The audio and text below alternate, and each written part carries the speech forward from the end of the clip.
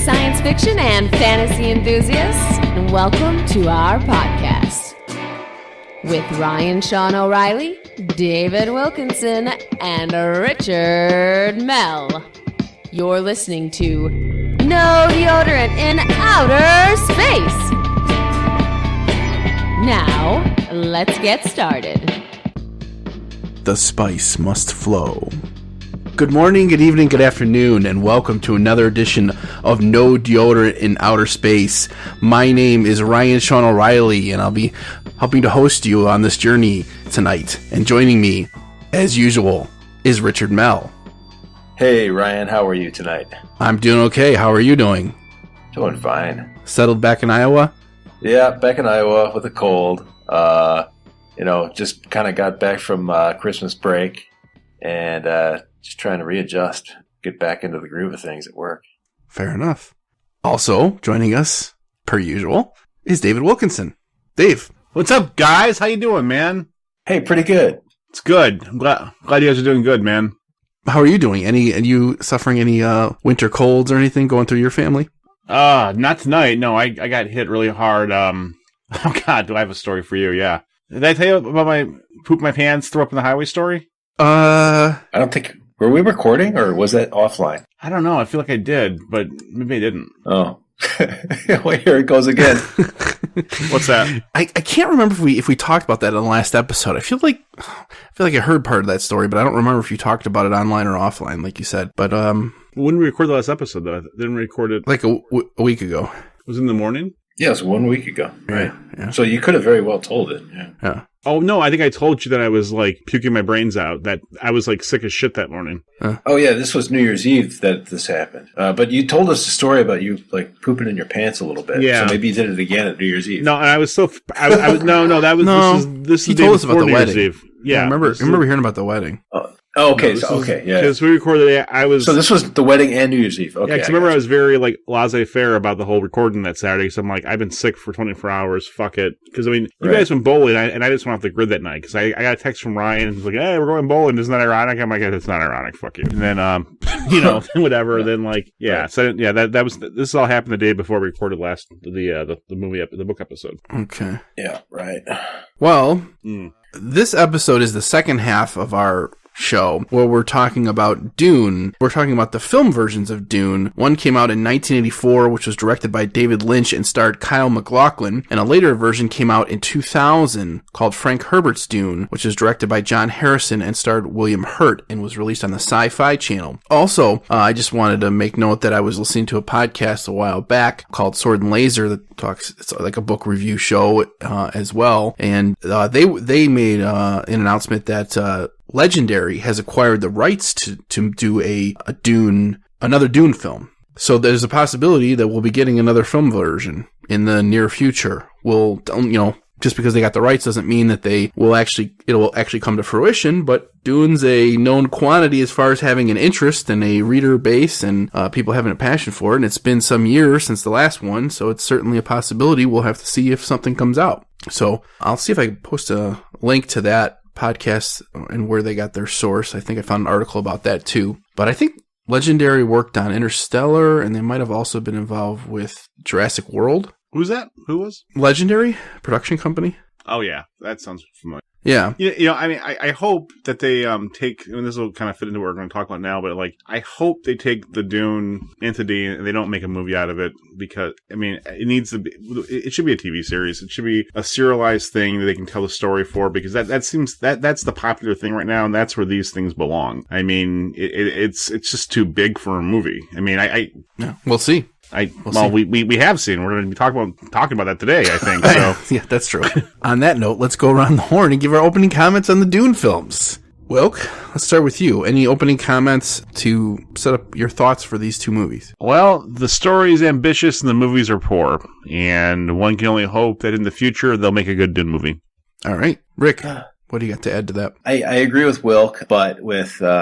I'll make an exception with the David Lynch Dune. I thought that was an ambitious movie. It was an ambitious movie. So was the miniseries, but the the stylizing of the movie, I thought made it. There was just enough there that made it a quality movie for me, at least. Okay, and for my opening comment, I'll say faithful and inspired adaptations of this masterpiece should satisfy fans of the book.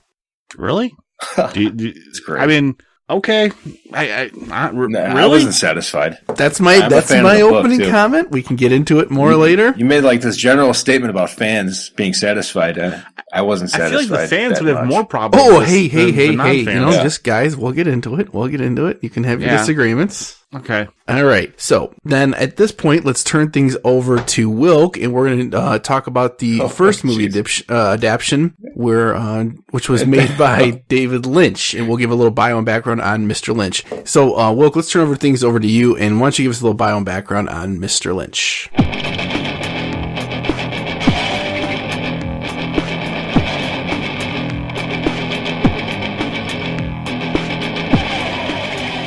Well, I'm happy to talk about David Lynch. I don't want to say he's one of my favorite filmmakers, but I really do like him, and I was turned on to him when I was in high school, and Twin Peaks was on the air, and I watched it, and I thought it was weird then, but I was fascinated by it, and I liked the style. It was something I had never seen on TV before, and it made me want to go out and get some David Lynch movies, and the ones that I got... I got a question for you in Twin Peaks, because you were a fan of that series, right? I watched it, yeah. I'm not like a super fan, but yeah, I did watch it, and I liked it. Now, David Lynch was also involved with the movie version of it, right? Twin Peaks Firewalk with Me, yeah. Did you like that? I never watched it.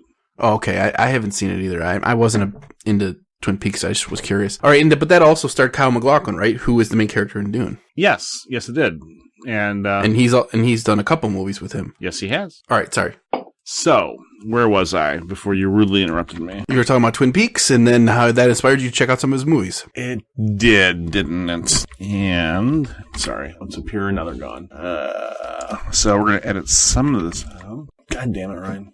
Okay. Yeah. No, and this is back during the Blockbuster era, and I don't think I could even drive when Twin Peaks came out. But everybody said that you had to watch Blue Velvet. That was his masterpiece. And that was mostly in articles written about Twin Peaks. So somehow I got my hands on Blue Velvet, and I'm like, that was pretty good. It was alright. But what I really liked was Eraserhead.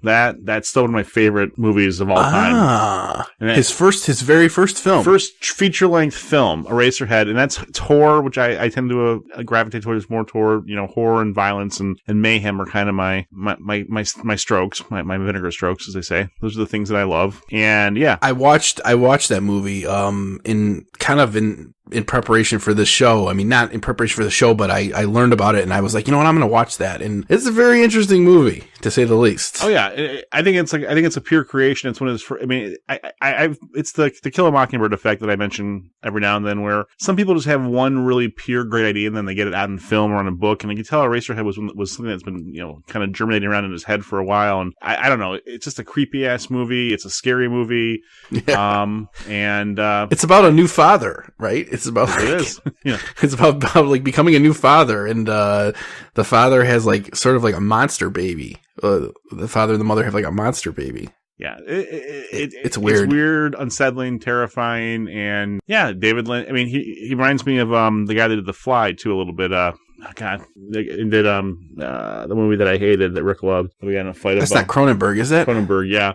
Is it? I can see these guys should team up and make a movie together. Because anyways, David Lynch isn't someone I consistently like. Like, he's been movies that have made me very angry that I thought were very bad. And such as Mulholland Drive, which people tend to love, but I dare you to watch. Yeah, that's one of his more popular ones, right? Yeah, I know tons of people love that thing. And I've never seen it. Oh, yeah, it's probably his most critically acclaimed movie, but if you ever watch it, the last 10 minutes, he just takes out his David Lynch dick and comes all over the audience and he's laughing the whole way. Seriously, it's like an Andy Kaufman-esque ending. I mean, seriously, the people that say they love it they're like clapping at themselves getting peed on. I mean, it's like this. Yeah. It's this Norm mystery movie that's like you're trying to solve the plot, and in the end, it's just like.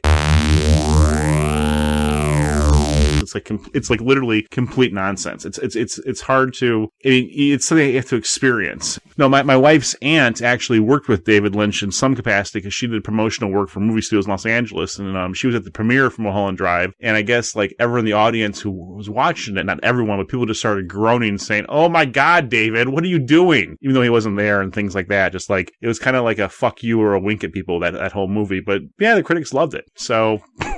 Go have it. I mean, like, the little things like that. I like Lost Highway, which people didn't love that much. Yeah. I never saw Twin Peaks Firewalk with me because I'm really kind of anti going from one medium to the next, which, again, I've discussed many times in the podcast, but like, the TV series was done. I didn't want to see some 2-hour movie based on like a 30-hour TV series, so I just avoided it. That way the TV series would kind of stay with me. I felt it was resolved enough. I didn't want to watch it on the big screen, so I didn't.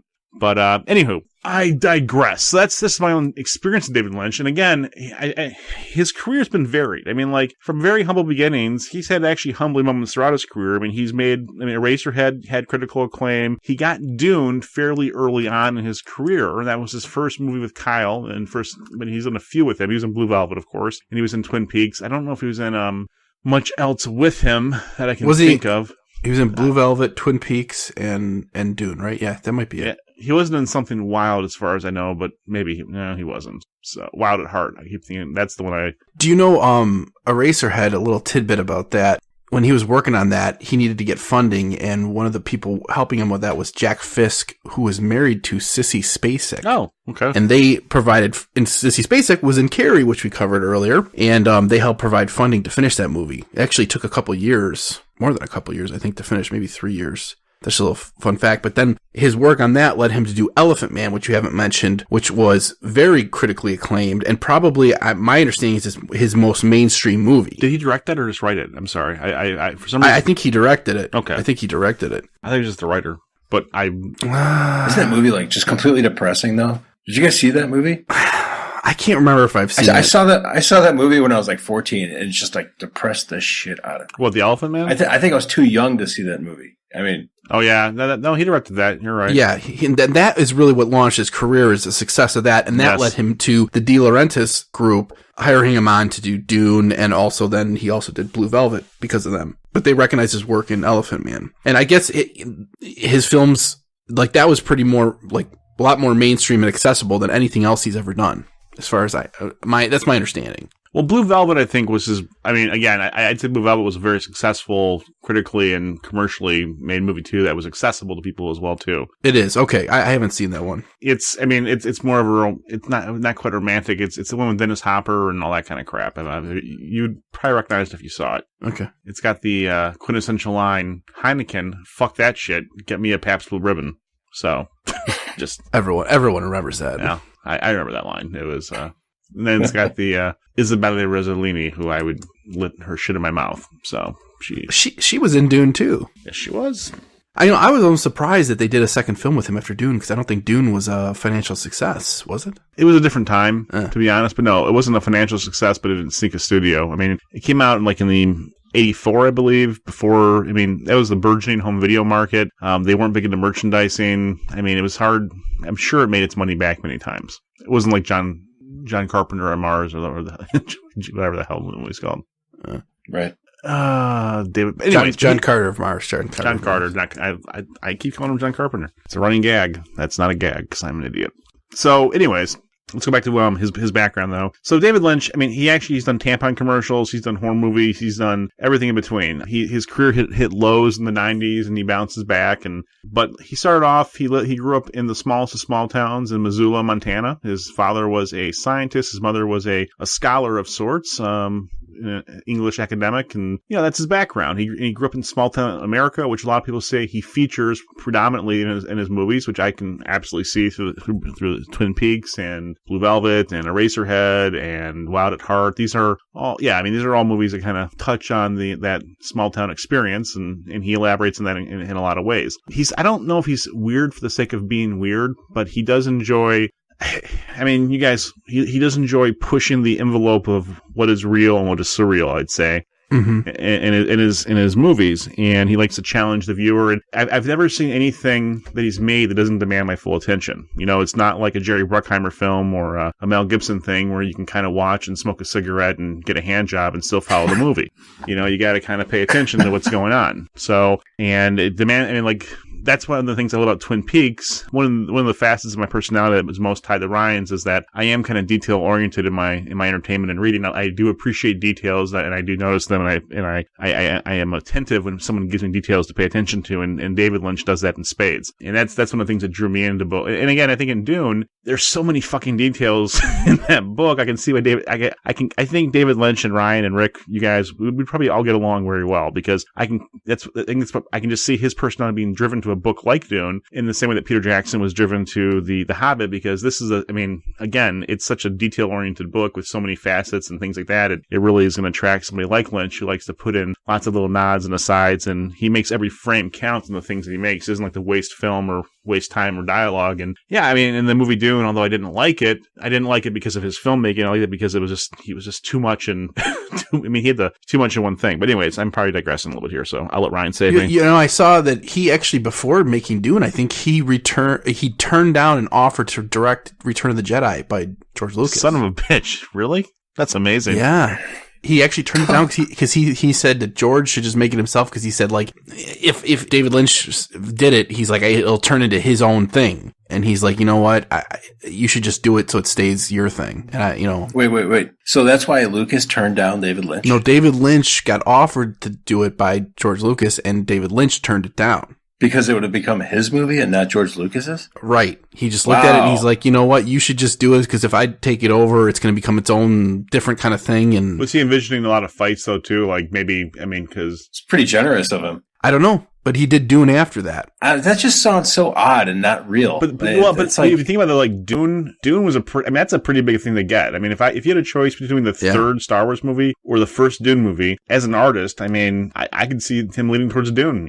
If both are on the table. Yeah. Dune is more fresh. It doesn't have an established visual medium yet. He got offered Dune because of his work on Elephant Man. Yeah. You know what? Another thing you were talking about, Wilk, that I saw that he did have like sort of almost like an idyllic life growing up. He actually was in the Boy Scouts and became an Eagle Scout, although he said he did it just so he could finish it, get over it and then move on. But after at some point in his life, he as an adult, I think when he was newly married, he moved to Philadelphia in the Fairmount area, and apparently this was a real crime-ridden area, and this provided a huge contrast to him to how he grew up. And he saw like the real, I guess, underbelly of society with all this crime going on and break-ins and stuff like that. And that's what led him. I wonder if that's kind of influenced him a lot about seeing like he grew up with a really nice kind of like picture perfect life. And then he moves as an adult and he sees this whole other side of society. And I feel like his films kind of show that. The contrast. And again, they show something underneath the surface. I mean, that there's not really, I mean, if anything, and again, a lot of, I guess I'm a fan of Twin Peaks. He's going to show that the small town veneer is just that underneath it, there's a monster, there's a demon that wants to fuck you, that wants to kill you. Yeah. And there's the evil in the David Lynch movies universe isn't lurking in the distance. It's underneath the rug. It's underneath the bed. It's always been there. Maybe it's inside of you. And that to me, I kind of dig that, to be honest. Sounds cool. He's like an auteur, right? Auteur kind of director. The hell does that mean, right? Thank you, Rick. Well, I was almost going to say the same thing. Like, what does that mean? It's like an old school kind of thing where they gave the director, I think, more control to make the movie his own. I don't think studios do that as much now. He demands control, I'm guessing. I mean, he's probably a lot like you. Yeah. Really irritating to work with, but very, very he didn't have it for Dune though. He didn't have Final Cut for Dune, and he regretted it. He must have, because I mean, he did not have Final Cut. He did not have Final Cut for Dune. He's had periods where he hasn't been able to work. I use the word period as part of next joke when he said to do like tampon commercials and commercials. He did a lot of commercial work to get funding for movies in between things, because I mean, he never really maybe after Dune. Yeah, he never even after Twin Peaks too, man. I mean, like he does his own thing. He does, and you know what? He's not poor. He's not going to die alone and hungry. So yeah, he's not going to be Jerry Bruckheimer, God bless him, or Michael Bay. So nothing wrong with that either. Yeah, he's an interesting guy. He's a musician, I believe. He does some music. He might have even released some albums. I saw that he does some painting. I listened to an interview where he was talking about he paints with glue. He has to paint outside because it's like a toxic glue, and he likes to let nature like influence the work. I don't know if that means like the wind and stuff, curating the glue and stuff like that. He's just a a complete artist, you know? Blowing cottonwood all over the glue and I don't picks know. up some grass, throws it on his canvas. Yeah, he's also into Puts the bird shit all over it. He's really big into transcendental meditation. I think he might have even started like a foundation for that to make I think it was to transcendental meditation to bring it to schools, to let it be taught in schools to help people. I thought you might like that, Rick. Yeah, I do. I like meditation. Yeah, centers. He's big on TM. You should meditate more often, Ryan. I should. Anything else, Will? No, I'm looking at the director of Return of the Jedi, and he didn't make very many movies, actually. He died young, but he only did... I thought George Lucas was directed that one, no? No, George Lucas only made one Star Wars movie, and that was the first one, and he barely made that one. Jeez. Yeah. Wow. All right. Well... He was the producer on most of them. Sorry, go on. Okay. Well, and another little tidbit. I think Ridley Scott was approached to do a Dune early on, and then he had to turn it down because he became sort of depressed and stuff because his brother had died, and he didn't think he could commit to Dune. Dune was in production for a long time before this, and we can get a little bit into that after this when maybe we'll talk about Jodorowsky and stuff like that. But why don't we get into the film? All right. So. Let's let the bio lie there, and I'll turn things over to Richard Mell, to tell us, this version of Dune, this film version, directed by David Lynch. Why don't you tell us any differences between this film and the book? Any major differences that you picked up on?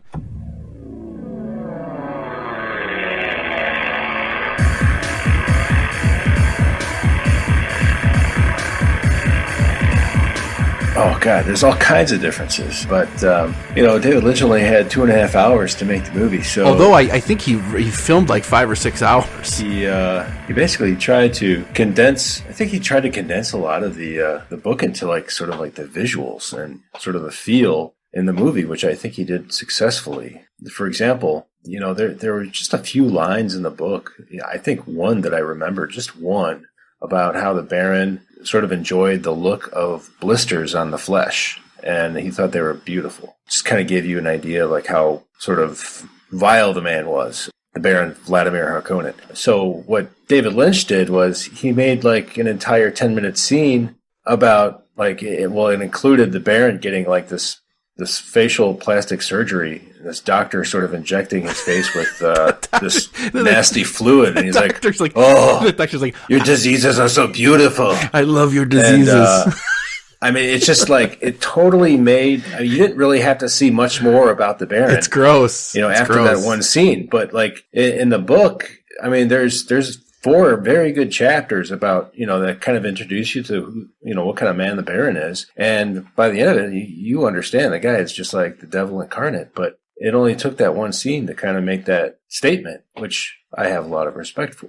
And, that was only I think it was the 3rd scene in the movie. So, it was vile. After he gets his face injected with this fluid, he gets up. He's all excited because he's got his new blister. He gets this shower with this black liquid. All right. He's screaming like a madman. And then he floats over to, one of his peons, and he pulls his heart plug out of his chest. Yeah, the heart plug. Right. The characters have certain characters the Baron has installed heart plugs where he can pull that out and literally their heart will leak out blood, I guess, and they'll die. Well, now none of that stuff happened in the book. Right. But he does give someone poison. Hold on a second. In the book. None of that stuff happens in the book, but the scene ends with this blood just splattering on the wall. And it's just it gives you a really good sense of who this guy is and who the Harkonnens are. Is it the Queen of Bathory who bathes in the blood of virgins in history? Is that Bathory? I don't know. You guys know that story? No. Medieval. What mythology is that? Is that from Ireland? No, or something? it's not medieval. It's not. It's history. There was this queen who would bathe in the blood of women and stuff to try to rejuvenate her. So that's real. That's real history. I think so. Yeah. Wilk, you know anything about that? No. Well, Rick, another difference, the sonic weapons, they have these sonic power where they have a physical technological weapon that when they talk, it helps them. It's a better advanced kind of weapon that uses their voice. That's not in the book. Yeah. So no, that's not in the book, but it's definitely a nice substitute for what is described in the book as the weirding way. Well, all right. And The weirding way in the book isn't really described very much. You just kind of know it's pretty effective. But there's no technology involved. It's not like a sense of fighting. It's not like a piece of equipment that you get. Can we back up 1 second though to the movie? Let's throw this out to the people that might just watch it based on our podcast here. Here's my problem with the movie initially. Sure. I watched it and there's the hotness. There's this enchanting actress, I forget her name, the daughter of the emperor talking in the beginning. And I'm just thinking, Princess Aurelian? Just sex, me, you, your naked body, boom, boom, boom. Oh God, you're hot. Keep talking. Oh my God, the future's great. And then a few minutes later, there's a giant talking puppet vagina, which is still to this day terrifying. Well, that was a guild navigator. I get, but I mean, like, where the fuck did that come from? That was a bold jump, right? In the way, I can see how that just rubs people the wrong way. I love that guild navigator. By the way, there's a cameo somewhere in there. I didn't pick up on it where David Lynch is one of the helpers for the guild. Oh, that's a great role. Yeah, but I would love to be a guild member. Build it to spec. I'll be fucking this thing later. I loved his version of the guild navigators because in the book he doesn't really describe them. He just the author just kind of says they're mutated. Yeah, it's a big jump. They're mutated. Okay, we're gonna have a giant vagina. That's gonna be our guild navigator. So even though the David Lynch's movie doesn't really follow technically everything in the book, it really captures the imagery. And Frank Herbert himself admitted that the imagery in this movie is as good as the book is, and even better at times. What he imagined. So it was Frank Herbert liked this version of it. I think he liked this version of it. He said he could hear his dialogue in it sometimes. He said he had some quibbles with it, particularly the ending, which we can get into, but he overall liked it. I mean, I wonder, my thought is that this captures the soul of the book. I really think it does. If not the technical aspects of it. It is not, it's nothing like the book is when you compare it with the miniseries, because the miniseries is like a verbatim and it goes from scene to scene just like the book does. But I think this movie really kind of takes it, I wouldn't say a step beyond that, but it really uses the visual media to its own advantage to kind of express the ideas of the book. It's a weird film. Yeah, it's weird, but so is the book. Can I just take a second to talk about the all-star cast that is in this? It's almost amazing how many people are in this that you can recognize today. First of all, Patrick Stewart is in this movie, who is known for Star Trek: The Next Generation and Professor Charles Xavier in the X-Men. He has a role in this. Brad Dourif, who plays Peter DeVries, he was Grima Wormtongue in Lord of the Rings. Oh, Brad Dourif. He was also Billy Bobbitt. Yeah, Billy Bobbitt in One Flew Over the Cuckoo's Nest. Okay, so far we've got 1 star. Okay, then Dean Stockwell, who plays Dr. Wellington Ewald. Still 1 star. He was Al from Still 1 star. He was Al from Quantum Leap. Yeah, and Brother Cavell in the Sci-Fi Channel's Battlestar Galactica. This is the guy that's probably doing local Comic Cons. I mean, okay, so 1 star in your star cast so far. Sean Young, who was in Blade Runner, which we covered in our very first episode. Sean Young counts. Okay, so now we're 2 stars. Yes, we like Sean Young. You're going to like this one. Max van Sydow, who played Dr. Kynes. He was in Ingmar Bergman's Seventh Seal. He was also Father Lancaster in Lancaster Mirren in The Exorcist. Well, he's basically Christopher Lee until he dies. Now he's been in everything. He's very he's Ming the Merciless in Flash. He was also in Solomon Kane, which we covered earlier this year, and he was also in Star Wars, the most recent Star Wars, and he's also in Game of Thrones. Oh, shit. And here's another throwback. Jack Nance had a role, and he was the main character in Eraserhead. Yeah. And let's not forget Sting. Freaking Sting is in this movie. Sting is not. He plays Fyod Rotha. Hey, what about the guy who played Leto Atreides, man? He's a star. I don't know what else was he in. I don't know offhand. He was in the most classic submarine movie of all time. Which one? Yellow Submarine. Das Boot. Das Boot. You guys ever see Das Boot? I've seen Das Boot. Oh my God! If you think what the hell is that one submarine movie called with Sean Connery? This is much better than that. Hunt for October. Oh no, well, two different animals, man. 2 different animals. But yeah, Das Boot is everyone, if you like movies, you gotta watch Das Boot. It's great. Yeah. So Linda Hunt is in this one. Quick, she was in Kindergarten Cop. Hey Rick, if you were on a submarine and you were on a submarine for 3 days, let's say it was me and you and a few people, and we had a ton. That's not enough time to be on a sub. No, but let's say we had a ton of weed. Would you smoke the weed in the submarine, or would that make you freak out too much? No, I would try and smoke it all. Would you do acid on a submarine? Probably not. Yeah. I think even the weed would freak me out on a submarine, to be honest, though. Yeah. Submarines are... No, the weed wouldn't. I don't know. I'd be freaked out on a submarine just in general. Right. Unless we were above the water. Then I'd be smoking my brains out. Wait, so you would stay completely sober in a submarine? I wouldn't do acid underwater in a submarine. No, that wouldn't be good for anyone. No, Yeah, that's dangerous. No. Yeah. I'm saying I don't know how you can enjoy being high in a submarine. If we're under the water, I'd be a little bit weirded out. Like every little thing I heard would be like, fuck, that's it. I don't know, but like getting high in a boat's really fun. That's it. Yeah. No, maybe like a boat on the surface of the water. Is that what you said at the wedding when you had you were about to fart? Where you're like, that's it. No, I'm just saying. My last shout out is Francesca Ennis, who played Lady Jessica, who's also in Krull, which was a movie I remember fondly from my youth. Oh yeah, Krull, the one-eyed alien, Cyclops. Who got his face was smashed in a door, I think. I loved that movie when we were younger. Yeah, there was a guy who like turned into animals. There's a lot of people in this movie that went on to have long careers after this. Yeah. But one of the things that Frank Herbert didn't like, which I mentioned, was the ending. Because in the ending, Paul Atreides has godlike powers, and he brings about rain on the desert planet, which is not in the book. Paul has godlike powers. He has prescience and stuff, but he's not actually a deity necessarily in the book. In this film, they end it with Paul bringing rain. That doesn't happen in the book. How do you say it? Prescience? Prescience. Isn't it prescient? Prescient, yeah. Prescient. Prescient. Okay. Prescient. So that was one of the criticisms that Frank Herbert had, and I think some fans also had, was bringing rain to the end, because that's not how the book ends. Yeah. Well, I mean, it still kind of captured the effect, you know. It was successful. My favorite thing about the whole Dune universe is their armor, and I really hated that. But they were one of their special effects, and it always bothered me too because I had that idea for high velocity armor for a long time in my head before I read Dune. And then I read Dune for this stupid podcast, and I realized this original idea that I had already been taken by Frank Herbert. It kind of pissed me off. Oh yeah, they have sort of an animation effect where they draw over those shields. Yeah, those were really cool how they did the shields, and also the still suits were pretty cool. I liked how they did the shields in the miniseries better though. The shields in this movie were cool, but I thought they did it better in the miniseries. It was very dated. It was very dated. I mean, and again, I liked a lot of the effects in this movie, which I haven't said yet, but I did. A lot of practical effects, which I like, and they hold up. You know, yeah. It was just a weird fucking movie, and did it make you? It was hard to make. They were like out in the desert, combing the desert for like debris for weeks in Mexico. They had like an army of people picking up garbage in the desert in Mexico. If I can be totally straight with you guys, really honest though. Yeah, they were down in Mexico. They had to actually pick up garbage out of the desert to make it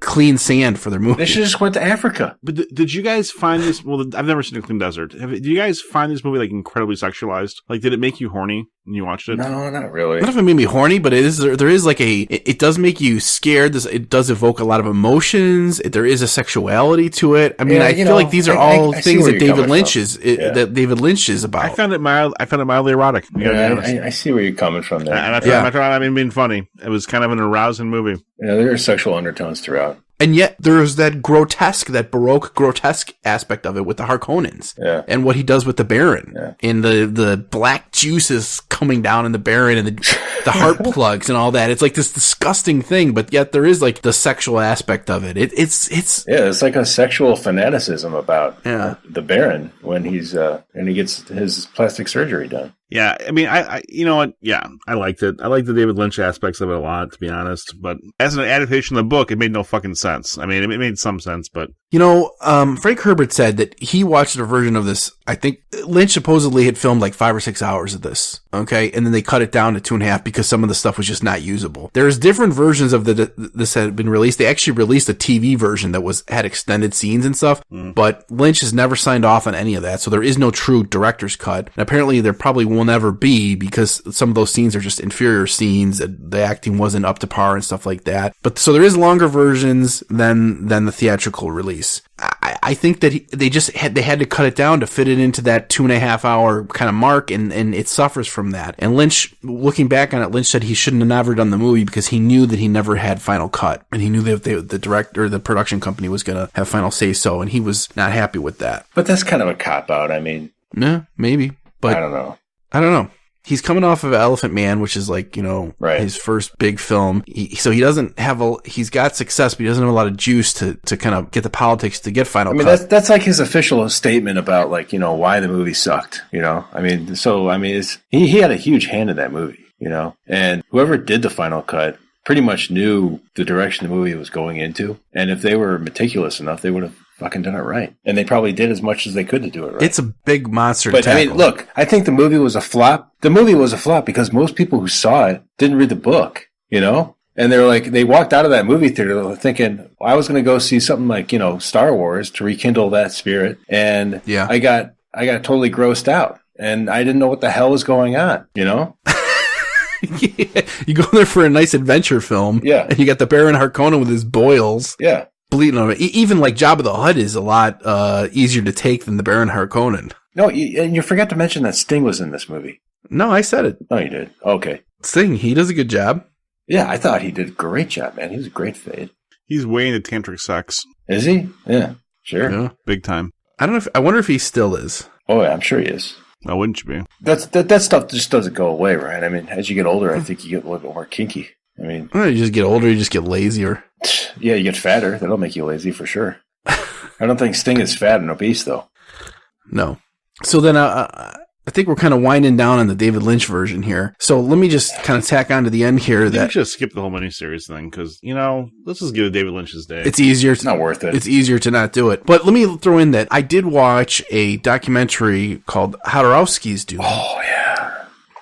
So I know that not everyone saw that, but I'll throw in there that Are we skipping the miniseries now? Yeah, we are. no, we'll get into that. We'll get into that next. It sounds like we are, right? No, we're gonna do the miniseries next. Yeah, no. But Anyway, Alejandro, I got an idea. That's going to be like the last thing we talk about? Alejandro Hodorowski. Well, stop. Okay, if we're going to do the documentary last, because I haven't watched it, I had this with that goddamn miniseries, which I don't even feel like talking about right now, so let's get that out. Let's get that shot out. Maybe just skip it, because, watch the David Lynch version. The miniseries is shit. I mean, it's okay, I guess, but, now after talking about David Lynch, I'm, all hyped on him, and I don't know. I mean, you guys made me like the movie better now just talking about it than I did when I watched it, so, yeah, I mean, I didn't watch the documentary. Let's talk about the miniseries next. I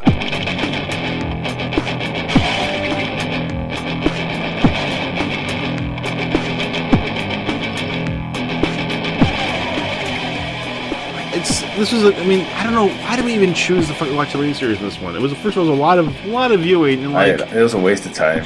Yeah.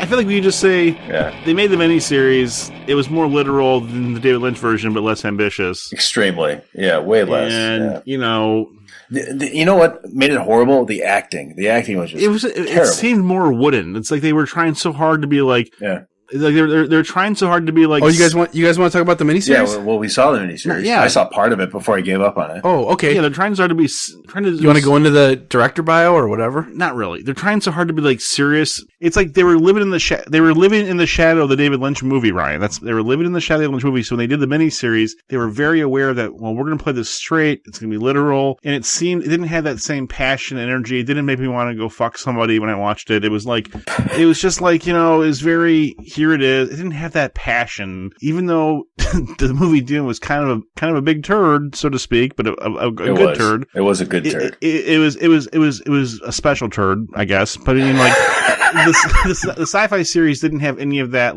oomph to it. It was I don't know. It was like somebody telling you clinically about the first time they had an orgasm. It's like listen to Forrest Gump explain the birds and the bees. I guess. I mean that's what it was. It's a lot more faithful to the book than the David Lynch version is. It was a lot more faithful to the book, but sometimes you gotta, Well, that's a positive. Yeah. Well, I mean, I think people felt a little bit lost with the David Lynch version, and well, fuck them. They should have read the book.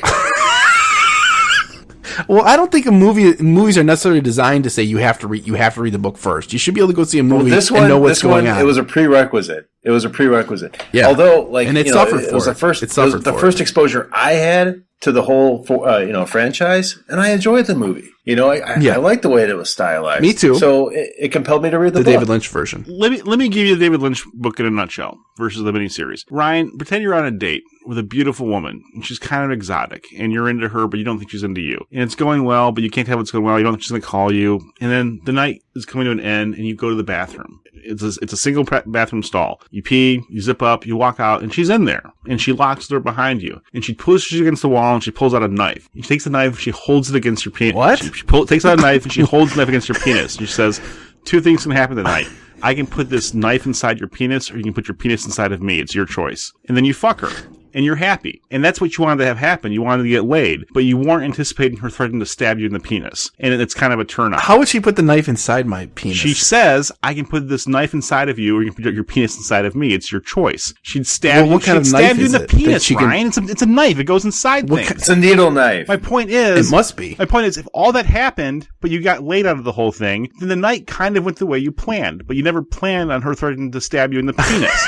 That's what the David Lynch movie's like. It threatens to stab you in the penis, but ultimately it's an okay movie. You didn't need to threaten to stab you in the penis to get you laid, but it happened anyways. And maybe what kind of knife is involved with the miniseries? And like a machete? I'm not there yet. Serrated steak knife. I'm just saying, it's like a 3-inch straight knife, dude. Relax. My point is... Relax? How am I going to relax when you have a 3-inch straight knife pointed to my penis? I'm not trying to stab your penis. The beautiful woman that you want to fuck is. You're not? You're talking a lot about it. Yeah, I mean, okay. But that's happened to all of us at some point. The night takes an odd turn. Wait, no, that hasn't happened. I've never had a knife pointed at my penis. When did that happen to you? It's a metaphor. Just go with it. I'm just saying, at some point, odd things happen to you in life that aren't what you expect, but in the end, you get what you want. Like, someone threatens to stab you in the penis, but you end up fucking them. That's what you want to do. That's what Dune is. You get laid, but at one point, you're worried you might get stabbed in the penis. The miniseries had none of that penis stabbing.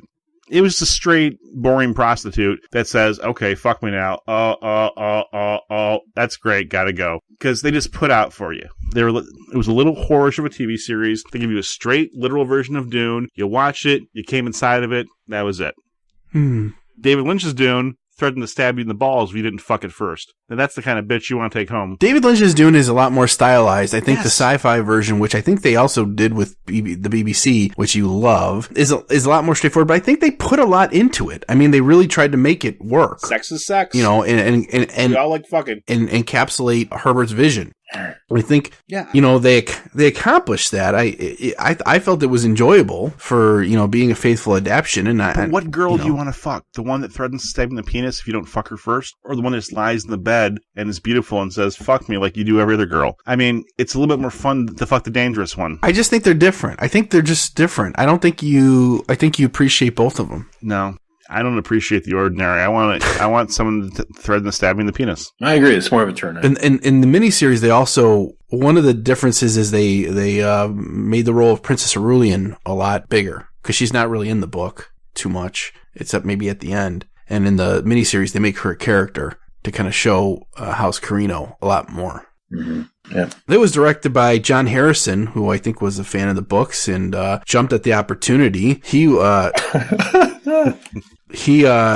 known for he had some experience working with I don't know if you have any background on him. Well, he worked with Romero, who has the whole Dawn of the Dead kind of arc. George A. Romero. Romero's got a sad Hollywood story. Did he work with him on Creepshow and some of the Dead movies? He also worked on Darkside, the TV show and the movie version of it. And that's how he met Richard P. Rubenstein, who produced this miniseries, and that's how he got hooked up with this miniseries. But you have to ask yourself, I mean, all we know about John Harrison... No, I don't have to ask myself that. I don't. I just don't. No, I don't, Wilk. I don't have to ask myself that. Okay, well, whatever. I'm just saying, besides being... Did you see that he also worked on Clive Barker's Book of Blood? Why are you talking over me? There's a film adaptation? I'm hanging up. Seriously. All right. Good night, guys. What do you mean you're hanging up? I give the movie 4 stars. You poser. What do you mean you're hanging up now? I love you for hanging up. Please hang up. The miniseries gets 0 stars. Good night, guys. See ya. Well, you can't hang up yet. We have to do our final comments. You can't just hang up like that. Oh, he's gone. Sweet. Can I hang up too? Did he really hang up? And he did, yeah. See ya. Anyways, what I was saying, you have to ask yourself, he's like technically proficient, but like, is there anything memorable about him directing the movie? I mean, I think it's a technically proficient thing, but like, there's no style to it. There's nothing special about it. That's why you haven't heard about John Harrison doing anything else. He's good at directing stuff. Well, I mean, Yeah, I mean, compared to David Lynch, but if the David Lynch version didn't exist, would you be more forgiving of the John Harrison version? I don't know. If David Lynch didn't exist, I would expect it to be a movie again at some point. No, I'm just saying that it was just played so safe. So, I mean, yeah, I guess if it didn't exist, whatever, fine. But it did exist, and I think because it existed, it created this kind of sterilized, straight version of it. And it's not a bad thing. It's not David Lynch. That's all. So no, yeah, it's not David Lynch, and David Lynch is his own thing, and I don't know if you can't compare this to the David Lynch version. I think we have to. Isn't the whole point of the show is we're comparing them? Well, yes, but I mean, it's kind of an unfair comparison. So you said there was a documentary that you watched. Tell me more. Tell me everything. Well, I watched. Yes, I mean, you're very fascinated, I'm sure. Yes. I watched Jodorowsky's Dune. The rights to this movie, before this ever became to film, an Italian, I think it was... Where did you watch this? Did you watch it at home? It was a French filmmaker had the rights, and they hired Alexandro Jodorowsky to make a version of this. He's a very... Cherry. I don't know, avant-garde director, makes tons of, makes just really weird films. I like weird films. They made this massive, huge book. He had all the artwork done for this, had all the whole thing plotted out, how he was going to do this movie, and got it to the point where they're just about ready to start filming, and then it fell apart. But he got H.R. Geiger involved. He had Pink Floyd was going to do some of the music. Dan O'Bannon was doing the special effects, who eventually went on to do Alien. Okay. Salvador Dali was going to be involved, Orson Welles, David Carradine, Mick Jagger. He had all these people involved to do this movie. And it was going to be this crazy thing. It probably would have been like a David Lynch version. It would not have been straight like the book. He had this whole thing scripted out with storyboards and everything. He put all this effort to it, sent it to all these studios, and they wouldn't agree to make it. And so in the end, he lost the rights. There's a documentary all about that. You think it's a documentary about, I think someone described it as a stillborn movie, which is totally accurate. It's fascinating to see what he had in line, because actually a lot of things came out of these teams that he was starting to put together, because H.R. Geiger and Dan O'Bannon would have been working together, and eventually they worked together on Alien. And the reason why they probably worked together on Alien is because they were put together for this Dune project that never came about. Star Wars probably came out about this. Terminator. Remember when Rick hung up? I do. Okay. But it's an interesting documentary. I recommend it. If you're a big Dune fan, it's worth checking out. It's interesting. It would have been a pretty crazy kind of cool movie if it ever came to fruition. In the end, it didn't. And Jodorowsky was eventually did see the David Lynch version, and he was torn apart about seeing it, because he respected David Lynch as a director. But when he saw the movie, he was very happy, because he said it was terrible, and he was very happy that it came out terrible. Okay. So on that note, 3.5 bags of popcorn. On that note, yeah, what would be your star ratings for each of these movies, and any final comments you have?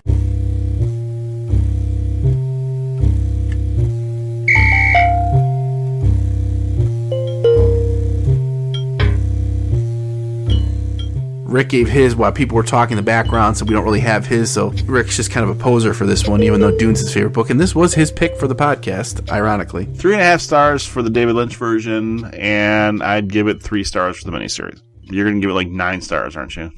No, you know what? I'll give the David Lynch movie 4 stars, because of the effort, and I enjoyed it. Mm-hmm. And I will give the SyFy Channel miniseries 3.5.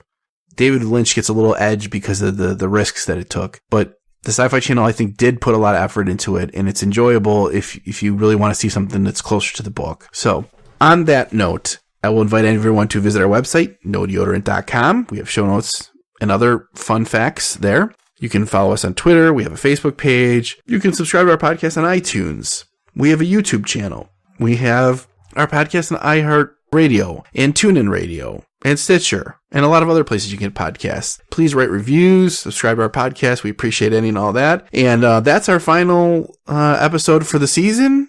And that's it. Yeah, and check us out at avoidmurder.com for my other podcast with my lovely concubine, Laura Valley, whose name I'm not supposed to mention. in full, so we'll call her Laura V. or Al Valley, whatever you prefer. Why can't you mention her full name? She's afraid she'll get murdered. Yeah, you do have another podcast going. I do. It's called How to Avoid Murder in Other Awkward Situations. True. So if people want to hear more of you and your lovely wife, who was on this podcast when we talked about Hellraiser, then they can go to check that out. What's your website? Avoidmurder.com. Okay. And it's also, you can find it on iTunes. On iTunes and on the Facebook. Just look for How to Avoid Murder, and you'll see us. Cool. All right. On that note, well, say goodnight. Good night, everyone. Good night, Rick. Good night, Ryan. For more information on the topics discussed in this episode, or to read our show notes and find us on social media, visit nodeodorant.com. For more information on Ryan Sean O'Reilly and his various works of fiction, visit ryanseano'reilly.com. For more information on David Wilkinson, visit drycracker.com. For more information on Richard Mell, check out his profile at goodreads.com. The theme music for this podcast was written by John Doyle from the band I Decline. You can visit him at i-decline.com.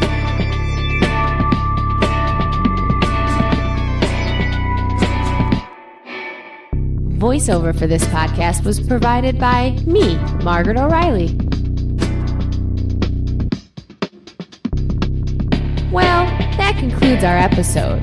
We hope you've learned a lot. Again, thanks for listening to our show. And always, always remember, there is no deodorant in outer space.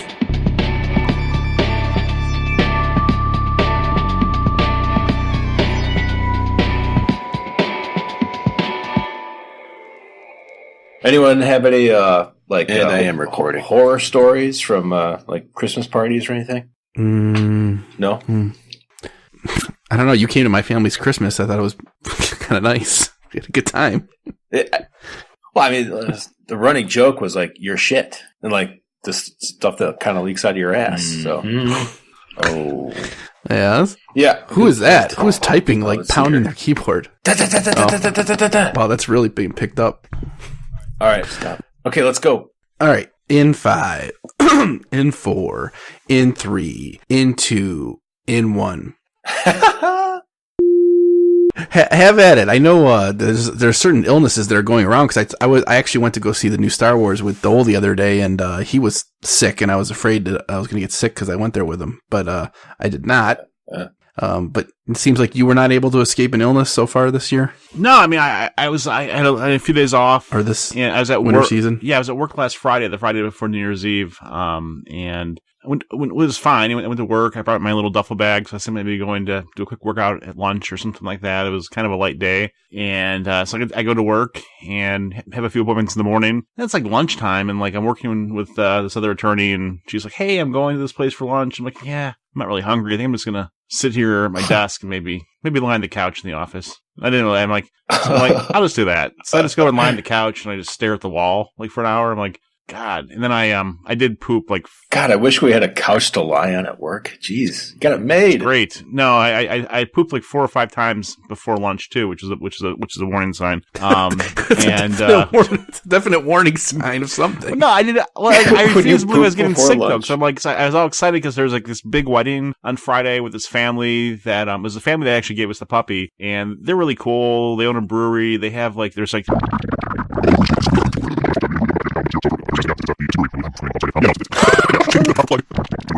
Yeah, usually my warning signs are 3 sneezes instead of 2. Well, or usually I start like coughing, and then while I cough, I'll fart. You know? Well, it's funny you mentioned that. Well, actually, in this. That's crazy. Yeah. So cool. So, anyways, I'm looking forward to this wedding. It's gonna be it's like a reception. They already got married, so it's basically just a party. You know, food, alcohol, and all the kids are invited. So, and like there's tons of people there to watch the kids. So Laura and I can go off and dance, or we wouldn't dance. We don't dance, but we could just go off and make snarky comments with the guests, which is our way of dancing. You know, like making fun of people snidely. The conversational dance. Yeah. Just like go somewhere and have a stiff drink and like talk shit about people that can't hear us. That's how we dance in our marriage.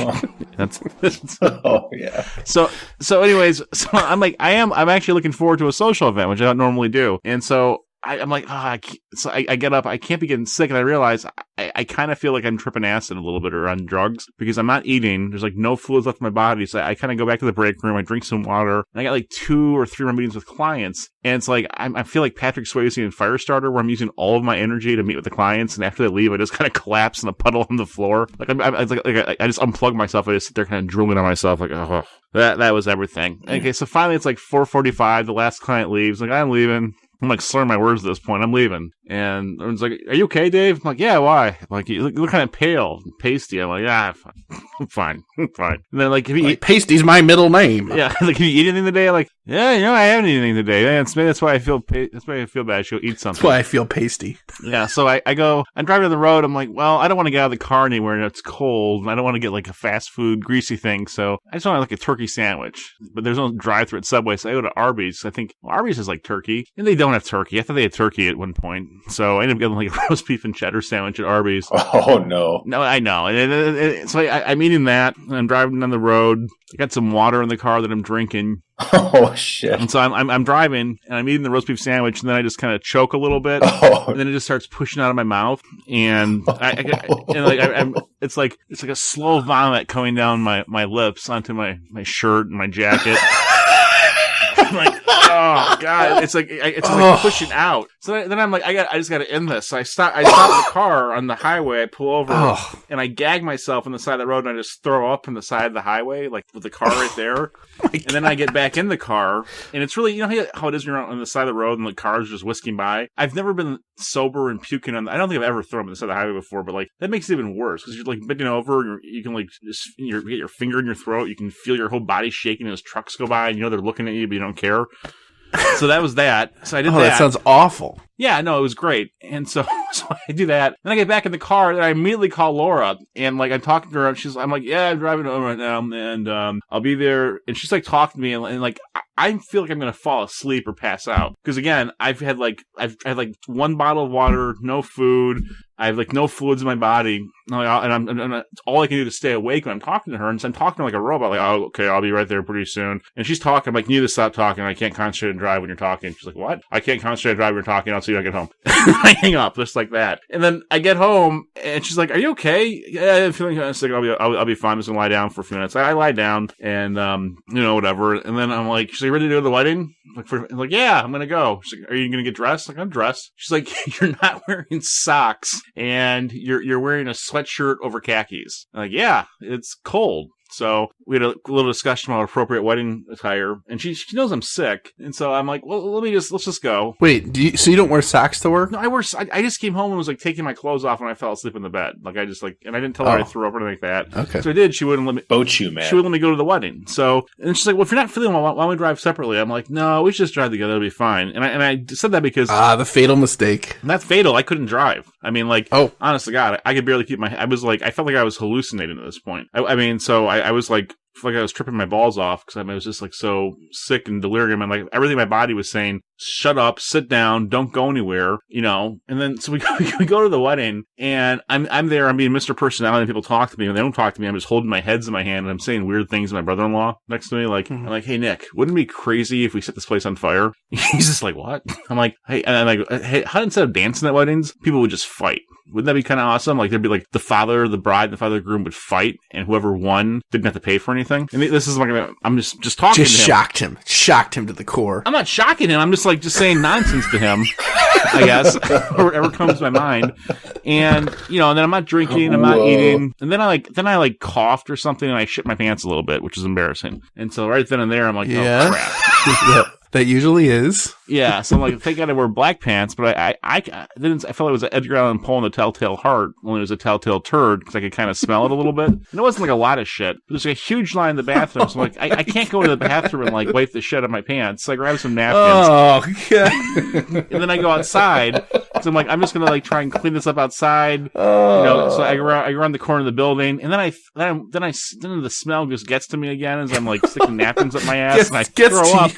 I throw up outside the wedding hall again as I'm wiping my ass and my pants. And outside, you're wiping yourself outside the wedding hall? Yeah, there's only one bathroom in there. And so it was like they actually held the place in a place called. It's a We're in the Ann Arbor area, and it's like in the so it's like an odd place for a wedding, but they only have. Like, and this will be their last wedding reception. No, it's like a new hipster thing. I mean, it's like it makes perfect sense because they have this great big room, and they just turn into like a little reception. It's yeah, whatever. So I mean, so I'm outside, and I'm just like.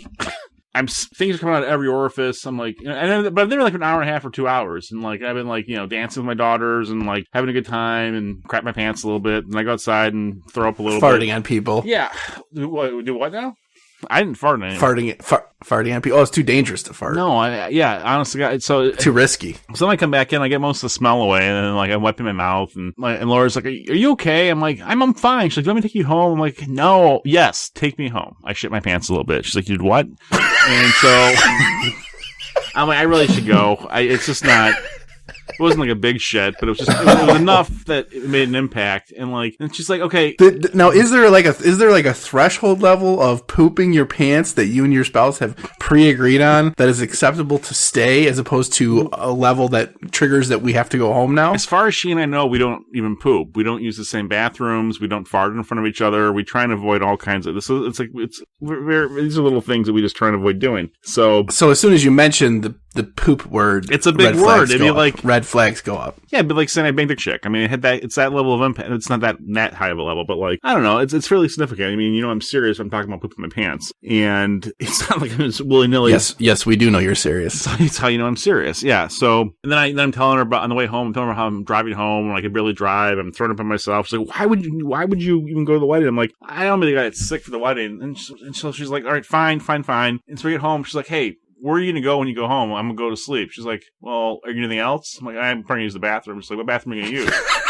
I said, I don't know. Can we negotiate this? She's like, I just don't want to think of you using my bathroom in the bedroom all night, and that's disgusting. I'm like, I'm not going to use your bathroom. And you're like, excuse me, that's our bathroom? No, it's not our bathroom. I have my bathroom, and she has her bathroom, and her bathroom. Oh yeah, yours is in the basement. Yeah, and again, I mean, I don't like her. Her bathroom's terrible. My bathroom's awesome. So I mean, they're both. Anyways, and then there's the guest bathroom, which that's the bathroom I used for like 25 minutes when I came home, and it was amazing. I mean, like it was like a spiritual experience. I mean, I couldn't shit at the wedding. I did shit a little bit, but not on purpose. But like, I just got everything on my system there, and then I put on these like really like tight wool pajama type things that were like super warm. I'm like just shivering because I'm so cold, and I wrapped myself in blankets, and I grabbed like Gatorade and water, and I just threw myself in the bed. And then I woke up in the morning. I felt a little bit better, not all better. And then and that was New Year's Eve. Wow. So that was my so New Year's Eve. We just kind of stayed in, watched some movies, didn't shit myself that day, which was nice. And certainly an accomplishment. It was a big accomplishment, yeah. And then I felt better. Wow. So that's my story about the holidays. Huge horror story. I mean, I've shit myself in a few odd places in my day, but this is, I mean, it could have been worse than this. So, well, we're glad you got through it. Thank you, Dave Wilkinson. We're glad. Hitting your mic, or you're doing something with your hands. I can hear you. I'm doing a lot of shit with my hands, to be honest. Yeah. Yeah. Your mic is probably sitting right on your desk. It's probably picking up every time you hit the desk or something like that. So I don't know if you can put like a mouse pad under it, or like a little towel or something under it to get a little padding. Wilkinson uses hands when he talks, and I do use. And then the poundings will go over his talking, and then I won't be able to do anything about it. By the way, Rick, did you see the Star Wars movie too, or not? I did, yeah. Did you guys kind of feel like maybe that everybody at some point just kind of gave up when they read that movie and said, "Fuck it"?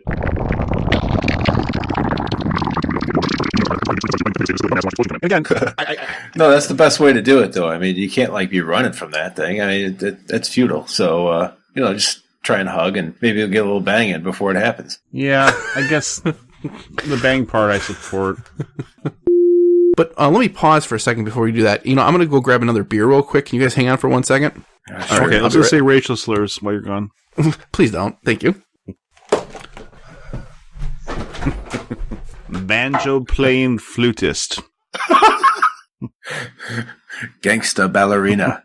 The virgin whore read from the Bible. Her lips. Iron butterfly. She felt cheated as she stroked her hymen and said, "Won't thou cometh for me, if not inneth me?" I feel like Ryan shouldn't be that far away from a beer in his little place. I mean, I think you should stop drinking Dragon's Milk. It's probably giving him serious shit problems. Yeah, it's like the worst combination for him, and then he's going to go to Steak and Shake or White Castle later. That's real history? I think so, yeah. Wilk, you know anything about that? No. Jesus, you're still there. What are you looking at, Wilk? I'm looking at the Battle of Dunkirk. So that's a real battle. Yeah, sorry. What were you guys talking about? Yeah. Dune? Something. Yeah, we're talking about Dune. Oh, by the way, I'm bringing a ton of hallucinogenics up for the wrap-up show. So Nice. we're gonna give him Ryan. We're gonna give him Ryan too. Oh, then that'll give you a nice hallucinogenic punch in the face for me. For all of us. We're going to get you some tea, Ryan. Yeah, Ryan. Send the trip some balls, baby. I just want to kind of mention the documentary as kind of because the documentary. Okay, so there's this director Alejandro Jodorowsky. I'm gonna go to bed. If we let's just do the documentary last. Hey, it wouldn't be a podcast without Wilk threatening to go to bed. We're an hour late here. All right, you heard it here first. Oh, not first. Just go. Oh, God. I'm not angry. I'm just like I'm bored. Just fucking get the fuck I out go of to bed? here. I mean, I just want to say that starts Dune. No, you can't. Go. You got to hang on. You got to hang on. You wanted to talk about Star Wars for 10 minutes, so you got to hang on a little bit. Shit right now. Come on. Well, because you want to talk about Star Wars. Yeah, Sleeve. It's fine, but I'm saying I don't want to have the goddamn miniseries and the documentary. We got to pick one. Well, I'm not going to go into detail of the documentary. I just say that there is a documentary called. Just by saying the name, you're in detail here. Just say a sentence like, "I watched a documentary. It said this." Please, just let me finish it. Please, just let me finish it. Please, Wilk. Please. Finish what? Just let me finish. Yeah, seriously, what do you have to Just say? let me finish. Well, fucking say it. So I watched a documentary called How to Just say what you want to say. The rights to this. I farted. I didn't say I ate a burrito. You won't let me. And it didn't digest. You won't let and me. I farted. Just say I farted.